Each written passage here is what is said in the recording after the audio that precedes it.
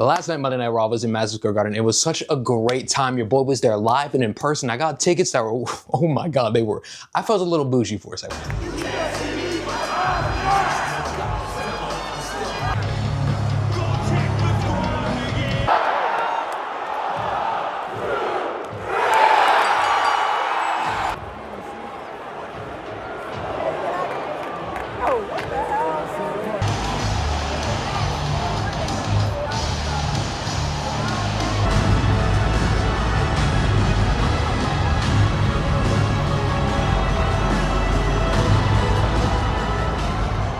But anyway, before we get into breaking down Monday Night Raw, my experience at Madison Square Garden, I do have to address this right here, because I haven't recorded like a video in 2 or 3 months at this point, so I've been really committed to 2 things. Growing out the mullet even more, and this stash, which I find to be hilarious. But either way, let's get that out of the way. This is a real thing. This isn't just stuck on like a little sticker.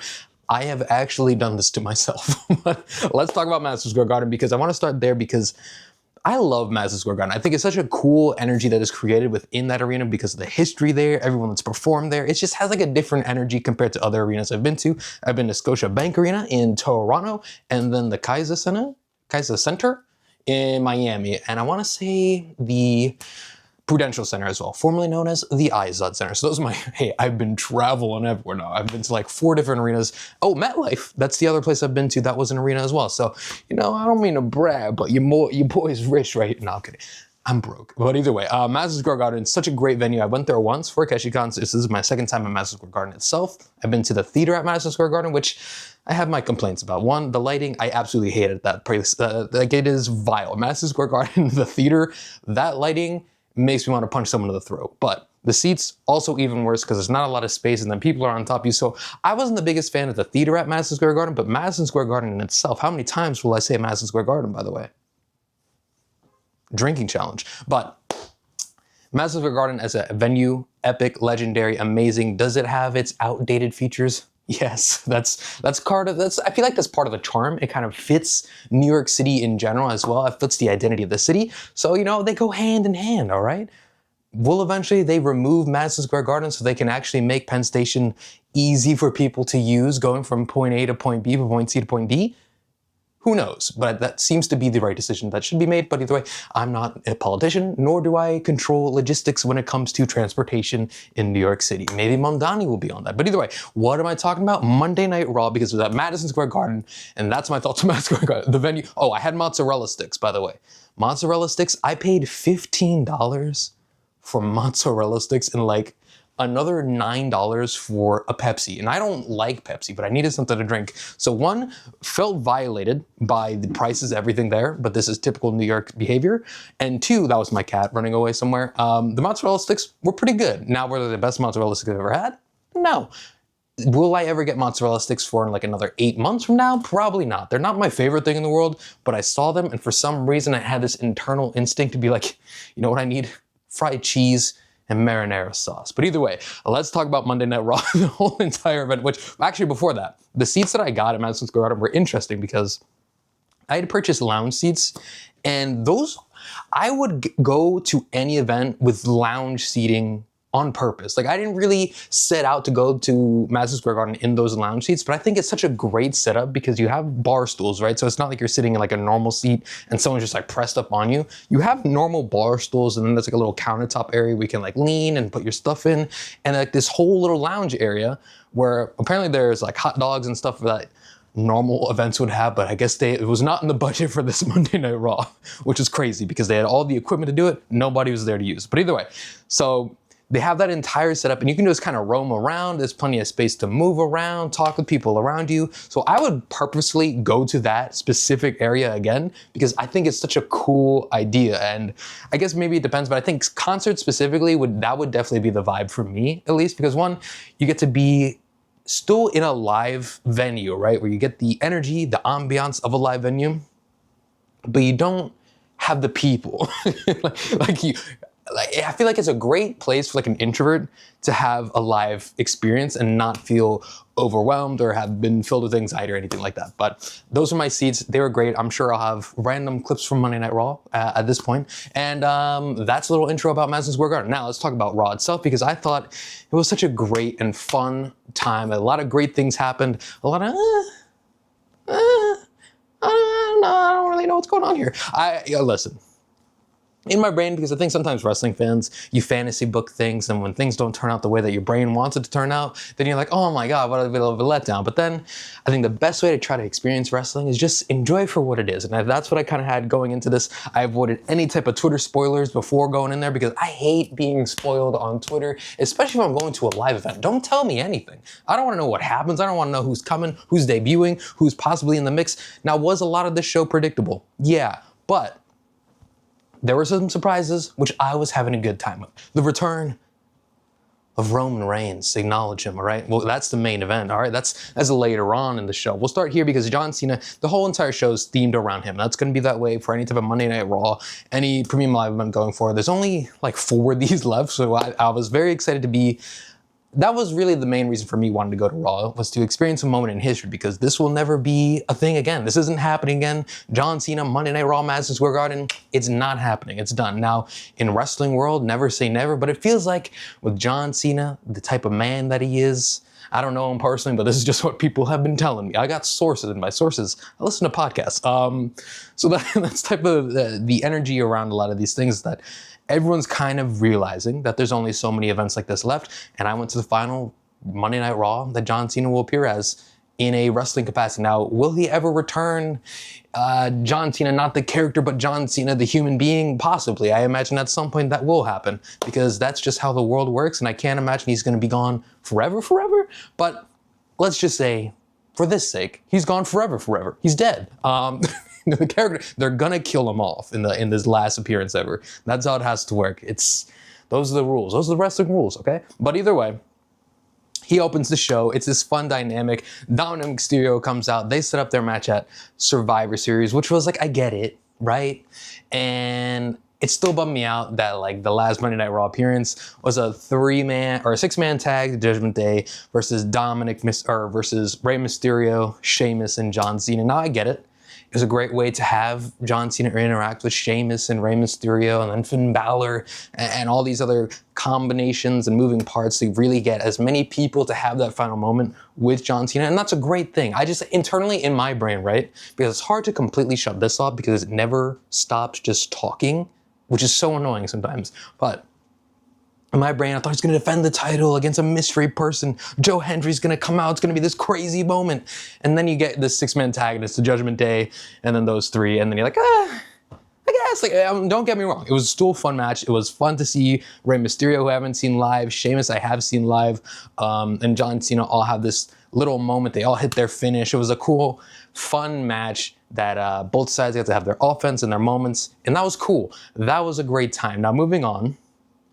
You have this interaction between Andrew Schultz, the New York Giants, which, by the way, sometimes it's interesting, me as like a sports fan being in New York and New Jersey, because I can't stand New York fan bases at all. I have like a lifetime beef with them. They have no beef with me because I'm a Raptors fan and a Steelers fan. Like there's no reason I should be hating on them and they should have hate for me, but I am a certified hater. So anytime I hear any conversations about the Jets, the Giants, the Yankees, and I don't even like baseball, but you are a Yankee fan, you start talking just right across the dome, all right? We have beef, and it's on site, because the Dodgers are no time. No, kidding. But listen, they have this moment, Dominic Mysterio, Andrew Schultz, which, by the way, got booed, and I was booing him, because I used to be a fan of Andrew Schultz. I used to like the Flagrant podcast.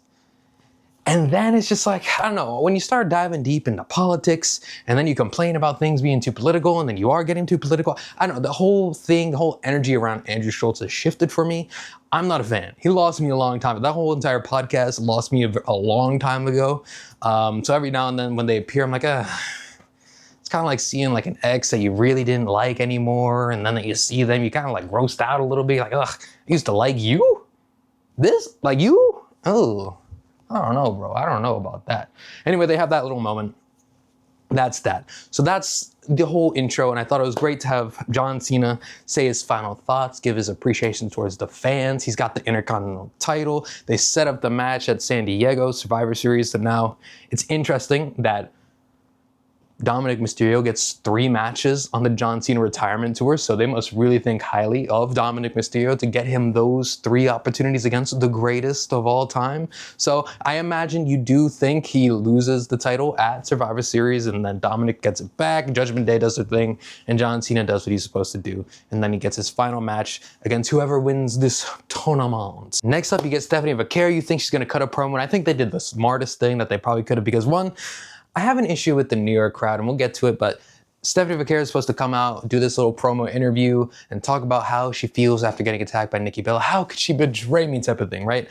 Then before she even gets to get to the interview, she gets jumped by Nikki Bella. Nikki Bella does like a quick little promo saying, pretty much, I'm the baddest bitch here. Without me, there is no you type of deal, which is cool. I like it. I like the little feud setting up between them. I think Nikki Bella clearly a better heel than face, and I think it creates a nice little dynamic because now you have 2 different polarizing characters going against each other, right? Like the 2 opposites of each other. Now, I think it was a smart decision because the New York crowd, I think they get way too much credit for being a great crowd. Now, they know what's going on. They know the behind the scenes stuff. They're reading the dirt sheets and everything. So they're a smart crowd, right? But they get so annoying with chants, like the what chants during promos or chanting for the green shirt guy during matches and promos. Who the fuck cares about green shirt guy? Now maybe, I'm sure he's a great guy, he's a cool dude. I have never in my life cared about what the green shirt man, the green hat guy, whatever the green dude is.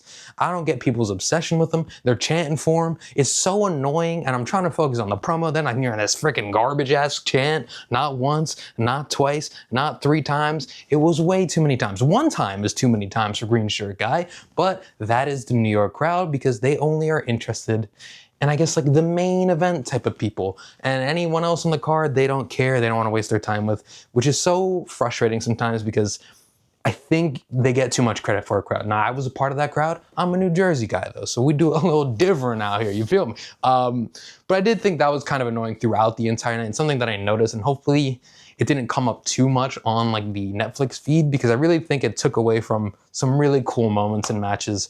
And once again, New York City crowds get way too much credit because I think there's a big difference between like American best crowds and like international crowds at like the worst night. It's just a completely different energy because if you look at like a crowd in France or Brussels or like anywhere else internationally, right? They're locked in on every single event, promo, match, commercial, like they are in it. And I think New York City, they're in it for some things. They're in it for the big shots, the big stars. But when it comes to everybody else, it's like you gotta force interest onto them. And it's like, just enjoy the show and stop caring about green shirt guy. I don't even know how he has enough money for these tickets. What is his job? Okay? What is his job? Now, next up was I want to say it's the first match of the John Cena tournament where it was Solo Sikoa, I love you, Solo, versus Mystery Guest. Mystery Guest, I was hyped, bro, because I don't think enough people recognize and realize how great Dolph Ziggler was. And Dolph Ziggler was my guy growing up. I wasn't a John Cena guy. I wasn't a Randy Orton guy. I was a Dolph Ziggler. He's an underdog, undersized guy. Any type of match, it's an instant classic title match. Now, he was stuck in a lot of stupid storylines, and there were a lot of title changes during his career that didn't really end up meaning anything. It was kind of like hot potato with a mid-card title for a long time, and that's a Vince thing, right?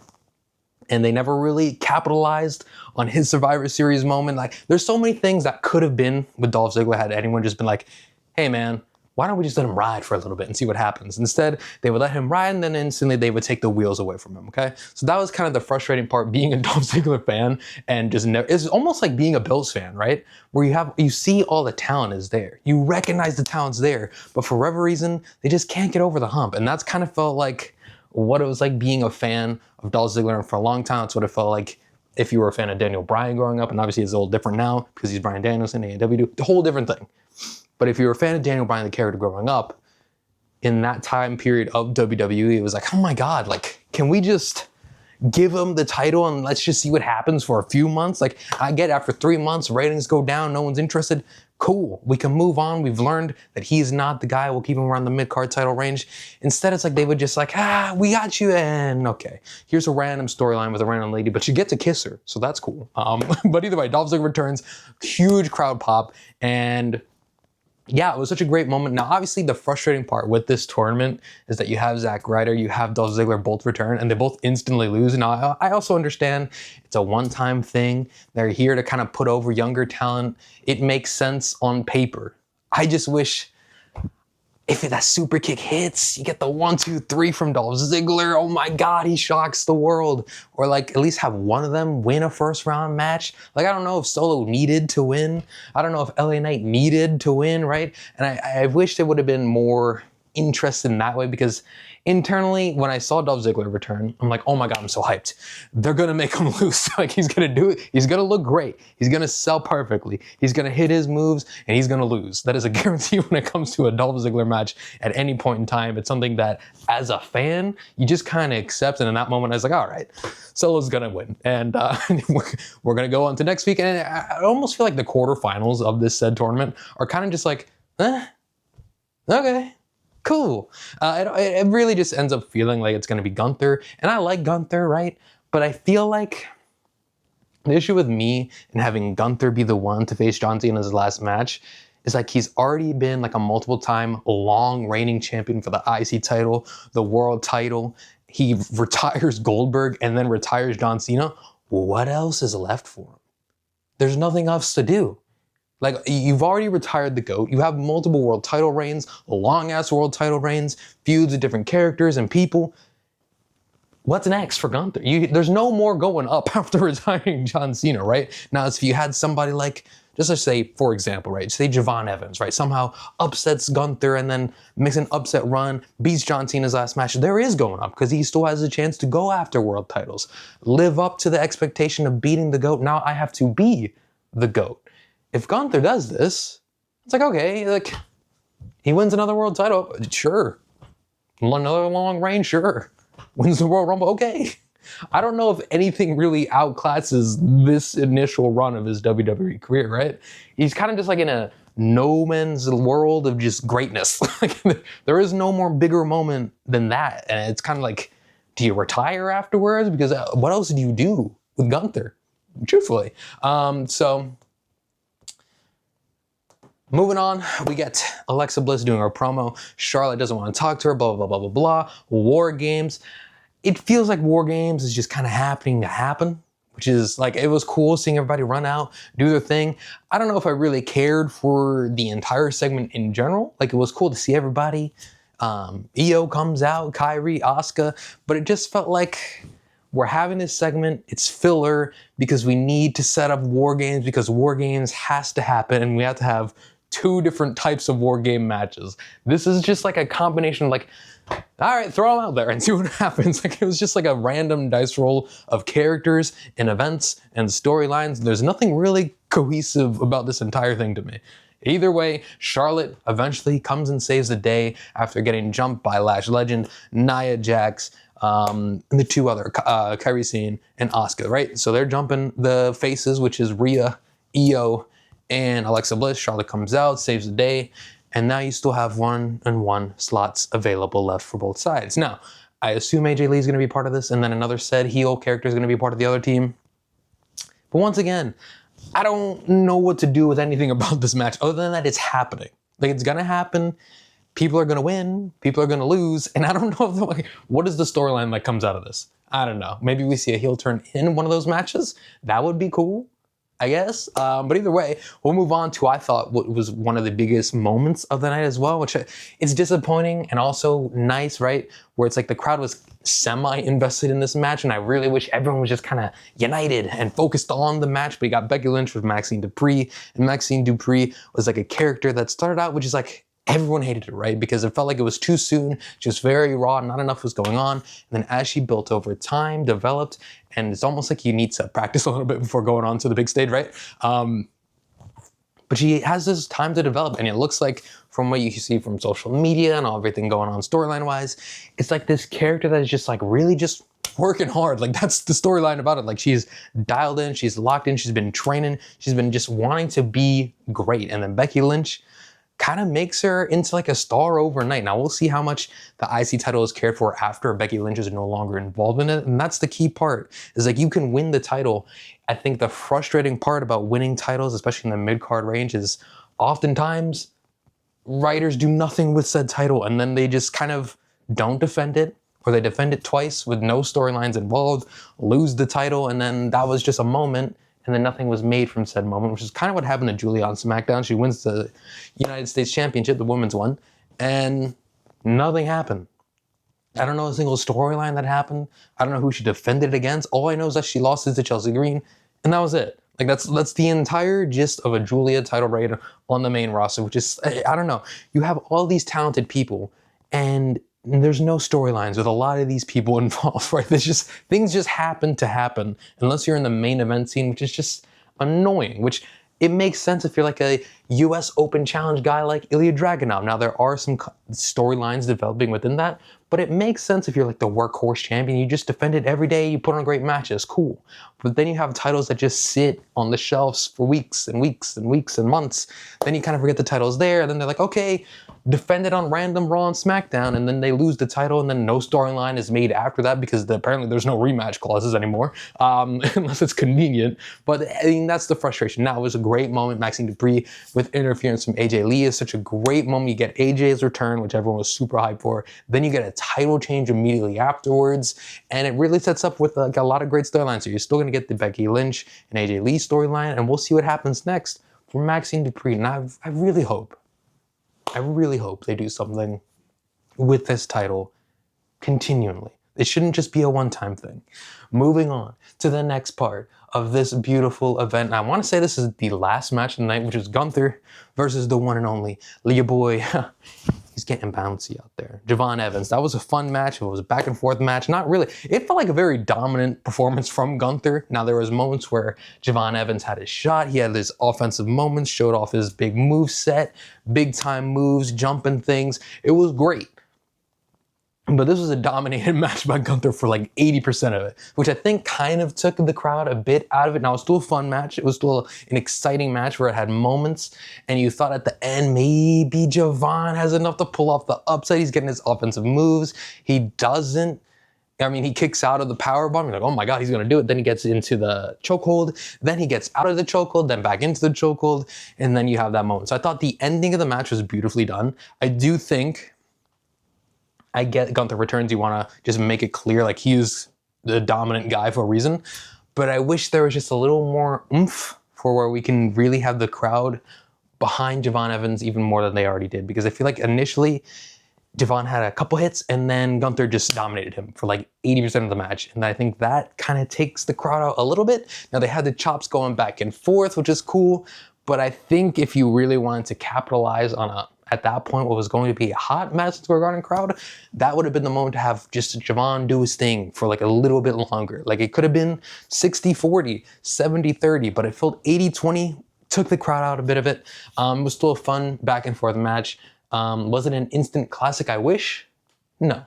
But it was a fun match, and it was the main event of Raw. And then you get the War Games men's part, which is just like the women's one.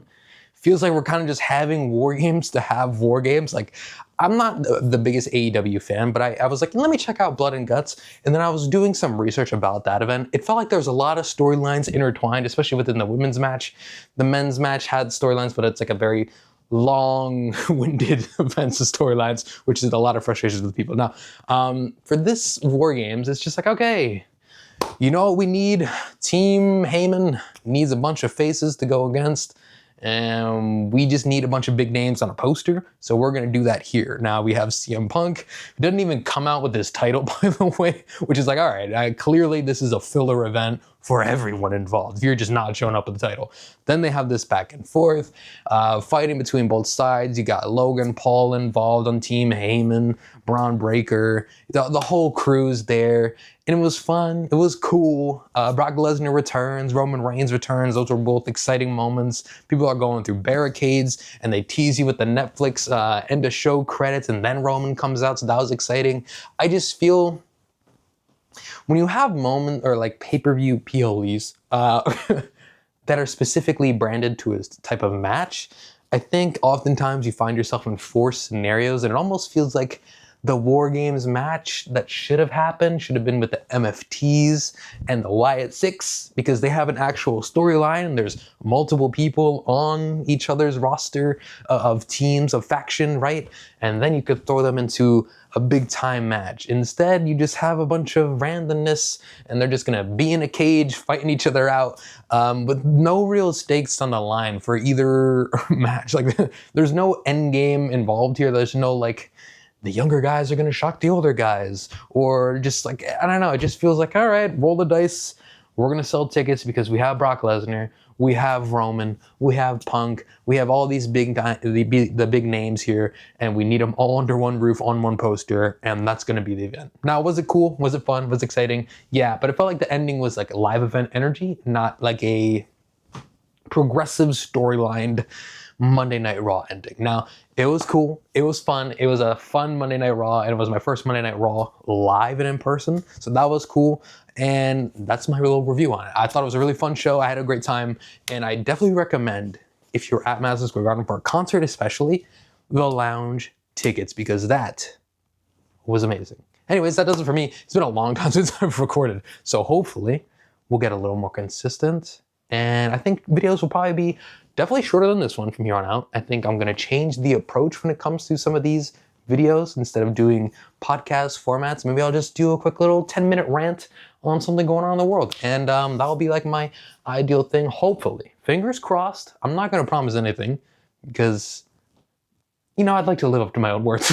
But ideally, I get a little more consistent. I do 2 to 3 a week. I think that's a nice little challenge to do. Especially if it's just gonna be me yapping a little bit. So either way, hope you guys liked it. Monday Night was great, and Madison Square Garden was great. NJ Transit was actually operating at an all-time high on that day too. So I got a triple trifecta, which is just 3-3. Don't know why I said it 3 times, but now 2 times, 3 times, 4 times, 5. Anyways, I don't know how to close this video, so I will say goodbye. Thank you for watching. Like, comment, subscribe, and or don't. This was actually probably the worst video you've ever seen, and you're probably wondering why I'm pacing back and forth, because I feel like I have a better energy standing as opposed to sitting. Anyway, this is my little display case of randomness. Maria's albums, because I'm a fan, and a bunch of hats. Either ways, thank you and goodbye.